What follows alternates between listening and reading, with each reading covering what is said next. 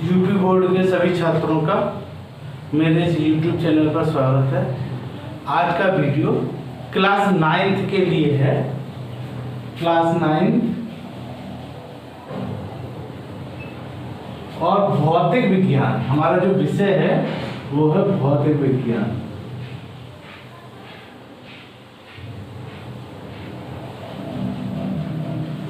और इस भौतिक विज्ञान के अंतर्गत हम पाठ 1 जिसका नाम है गति।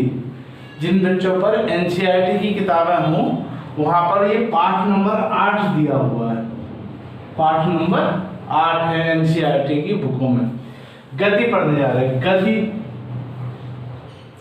बेटा, ब्रह्मांड में हर एक वस्तु किसी दूसरी वस्तु के सापेक्ष या तो गति अवस्था में है या विरामावस्था में है। गति क्या हो गई? कोई वस्तु है, कोई भी वस्तु, उसकी कोई स्थिति है और उस स्थिति में समय के साथ क्या हो जाए? बदलाव हो जाए।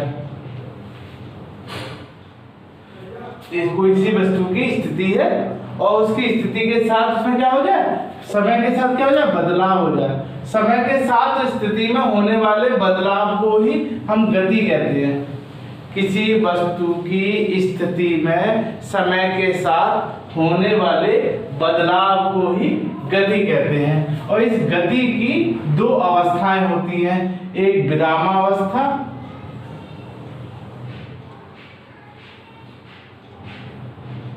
और एक होती है गतिक अवस्था। विरामावस्था जैसे हम खड़े हुए हैं पृथ्वी पर, मकान बने हुए हैं पृथ्वी पर, तो वो सब स्थिर दिखाई देते हैं। लेकिन यदि उन्हें हम गति अंतरिक्ष से देखें तो वो हमको गतिशील दिखाई देंगे। तो हर एक वस्तु किसी दूसरी वस्तु के सापेक्ष तो विरामावस्था में हो सकती है या फिर गति अवस्था में हो सकती है। वस्तुओं में गति या विरामावस्था का मूल्यांकन करने के लिए हमें एक स्थिर बिंदु की आवश्यकता होती है।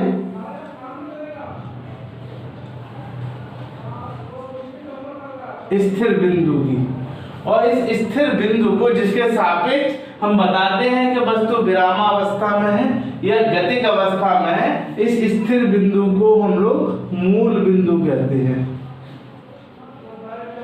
मूल बिंदु के सापेक्ष किसी वस्तु की स्थिति या तो गतिशील अवस्था में हो सकती है या विरामावस्था में हो सकती है। आगे चर्चा बढ़ाते हैं तो बात करते हैं दूरी और विस्थापन की। दूरी और विस्थापन। इस दूरी और विस्थापन की परिभाषा करने से पूर्व हम 2 बिंदु मान लेते हैं।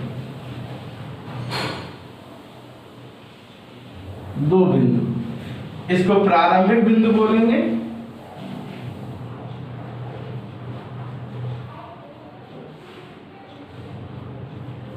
इसको अंतिम बिंदु कहेंगे।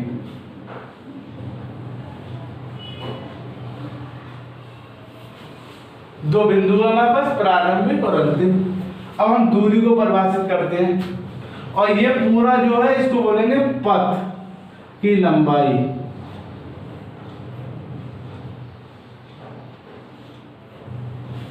पथ की लंबाई। प्रारंभिक और अंतिम बिंदुओं के बीच अगर पथ की लंबाई कैसी हो जाए? अधिकतम हो जाए। प्रारंभिक और अंतिम बिंदुओं के बीच पथ की लंबाई अधिकतम हो जाए तो उस अधिकतम लंबाई को हम दूरी कहते हैं। और यदि प्रारंभिक और अंतिम बिंदुओं के बीच की पथ की लंबाई कैसी हो जाए? न्यूनतम हो जाए। पथ की लंबाई कैसी हो जाए? न्यूनतम। तो इस न्यूनतम लंबाई को हम विस्थापन कहते हैं। क्लियर हो गया? यदि पथ की लंबाई अधिकतम तो दूरी, पथ की लंबाई न्यूनतम तो विस्थापन। इतनी बात समझ में आ गई? अब बताते हैं 4। चाल।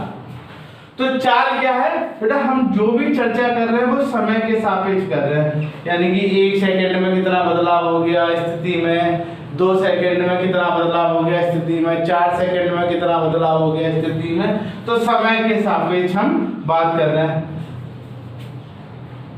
तो समय के सापेक्ष एकांक समय में चली गई दूरी को चाल कहते हैं। किसी वस्तु की एकांक समय में, एकांक का मतलब 1 सेकंड में, एकांक समय में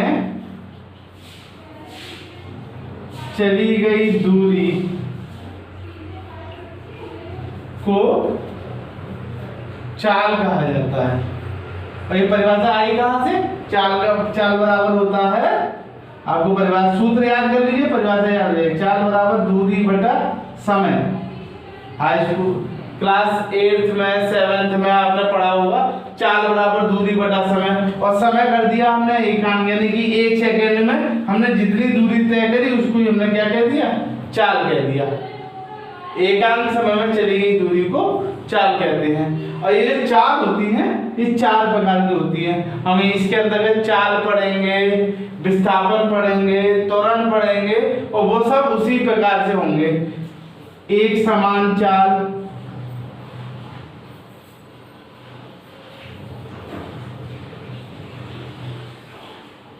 असमान चाल,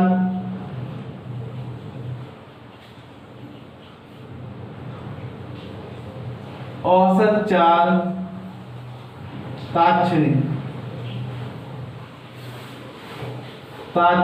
चाल, नंबर 4 औसत चाल।